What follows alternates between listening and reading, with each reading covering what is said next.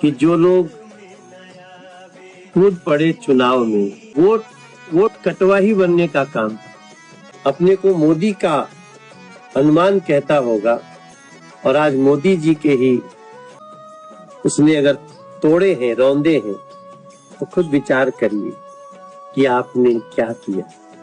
जबकि बार 400 पार ये नारा तो हिंदुस्तान में इससे पहले गूंज रहा था, लेकिन शायद जब नतीजा आया 4 जून को तो पूरा हिंदुस्तान हिल सा गया कि वो बीजेपी की पार्टी जिसका 400 पार का नारा था, शायद 300 पार भी नहीं हो पाया।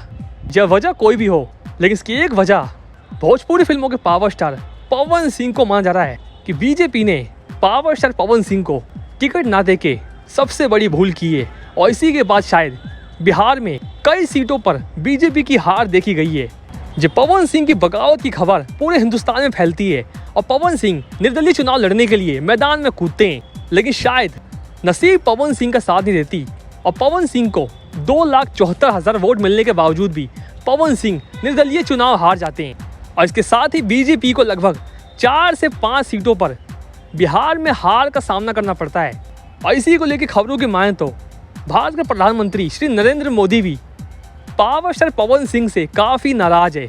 जब सभी को बता दे कि बीजेपी भी पवन सिंह से खफा है, तो ये पवन सिंह भी बीजेपी से दूरियां बना चुके हैं। हालांकि चुनाव न लड़ने का नसीहत खुद मनोज तिवारी ने पवन सिंह को दी थी, लेकिन शायद पवन सिंह ने मनोज तिवारी की बात को ठुकराकर चुनाव लड़ने का ऐलान किया, लेकिन शायद नतीजा पवन सिंह के फेवर में नहीं आ पाता।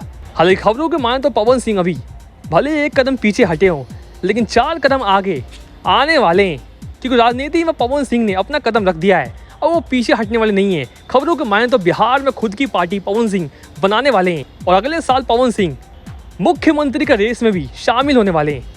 वह दोस्तों, आप सभी के हिसाब से क्या पवन सिंह को अपनी खुद की पार्टी बनानी चाहिए और राजनीतिक क्षेत्र में उतरना चाहिए, या फिर पवन सिंह को अपने गानों और फिल्मों से ही लोगों को एंटरटेन करना चाहिए?